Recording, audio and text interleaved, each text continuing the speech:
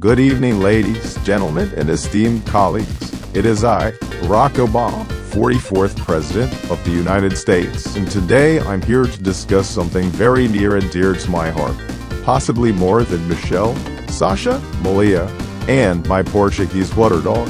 I am speaking, of course, about Sonic 3 and Knuckles on the Sega Genesis, the complete and definitive way to experience 2D Sonic. But Barack, you say, Sonic 2 had 10 challenging zones with great gameplay, a great soundtrack, challenging bosses, and even added in multiplayer. How do you top a masterpiece like that? Well, that's a great question to ask. Well, today, after my oration, I will explain to you beyond a shadow of a doubt why Sonic 3 is the crown jewel of this amazing trilogy. Oh my god, Barack, you are so wrong. Sonic 2 is the best in the trilogy. We need to focus on why Sonic 2 is the best in the trilogy and on expanding to green energy. Oh my god, go away, AOC. You are such a noob. It's because of noobs like you that there is infighting among the Democratic Party. Fine, Barack, I'll stand down on this one, but only because I have bigger problems to fix, like cow farts. Later. Pete, can you please tell security to escort her out? And let me be clear, I don't want to see her at E3 next year either. Alright, settle down, knuckleheads. Damn, you guys are wild. Anyway, let's get down to the nitty-gritty of it. So, one of the key things to take away here is that Sonic 3 and Knuckles are the same game. Although they came on two separate cartridges back in the 90s, they are the same game. And let me be clear, that was the intent from the get-go, but development limitations caused it so that it had to be split onto two different games. But it was always the intent from day one. Sonic Team wanted to build a game that was even bigger than Sonic 2, while introducing several new game mechanics. So, what's different this time around? Well, it's a minor change, but this time Sonic does a second jump in the air. But one of the main changes was the shields. As seen here, first off, the lightning shield, which allows Sonic a second jump in the air and attracts rings. Then you've got the fire shield, which allows Sonic to dash across open spaces. Additionally, it protects him from fire. Man, that shield is fire. But probably the biggest innovation was being able to play as Knuckles, Sonic's in-game rival. This added a new dimension to the gameplay, as Knuckles does not control like Sonic. He is able to glide and climb up walls, allowing him access to different areas of the map, encouraging for more exploration. Not only is it a new gameplay type, but some say it was more challenging than the original game, adding a true hard mode to the game as well.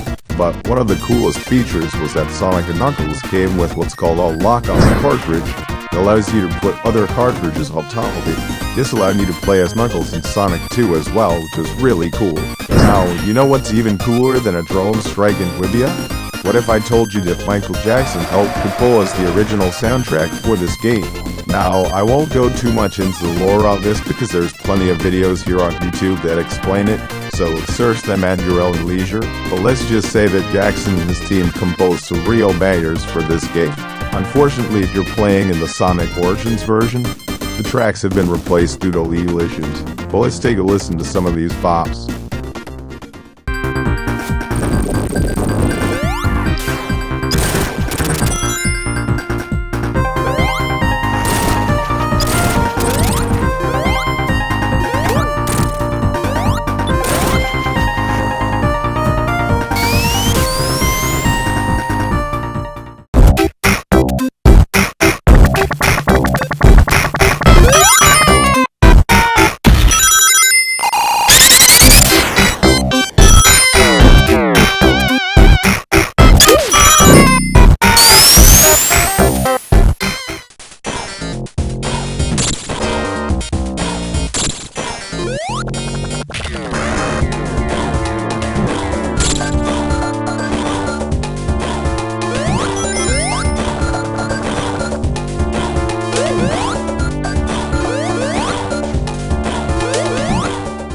Jackson and his team did a phenomenal job with the OST of this game, producing banger after banger, and even the songs from Sonic Team were still great, especially the final boss track. Now, the bosses in this game are just Dr. Robotnik with a different machine on each level, but they provide the really unique challenges.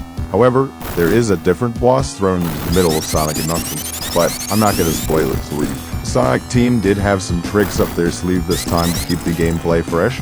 For example, if you collect all the Chaos Emeralds in Sonic 3, then hey, the game's too easy at that point, right? Well, enter the Super Emeralds. You can collect these through Sonic and Knuckles. Collecting all 7 of them will result in being able to transform into Hyper Sonic, who has a screen-clearing blast. And since we're on the topic of Chaos Emeralds, you guys know that I love Chaos Emeralds. In fact, I addressed this many years ago. There are concerns over the safety of America's cities ever since the space colony's attack on the moon. The tweet continues, what do you have to say about the theft of dangerous artifacts that could cause attacks like this to happen again? You mean the Chaos Emeralds? I'm going to assume you mean the Chaos Emeralds, because if that's what you're concerned about, I've got one of them right here. Chaos Emeralds! President, put your hands up and turn around slowly. Chaos Control! Oh my god! Yeah, I sure was a cool guy back then. Anyway, to get the Chaos Emeralds, there's these blue sphere games that are really fun and grow progressively more challenging as the game progresses. And I can add, if you're using the Lockhart cartridge, if you use cartridges for other games, you can unlock unique levels, which is pretty cool. In my personal opinion, this game has aged extremely well. About as well as my Cash for Clunkers program, which despite what Tucker Carlson says was a huge success, because he's just a walker tur. Wow, screw you, old owl. You Nancy Pelosi worshipping pinko commie liberal. Pete, can you tell security to take care of this one too, please? Thus concludes my review of Sonic 3 and Knuckles. Thank you so much for coming to hear me speak today. This is one hell of a game and you should play it the first chance you get. Don't forget to subscribe to the channel, like this video, and stay tuned for more. Obama out.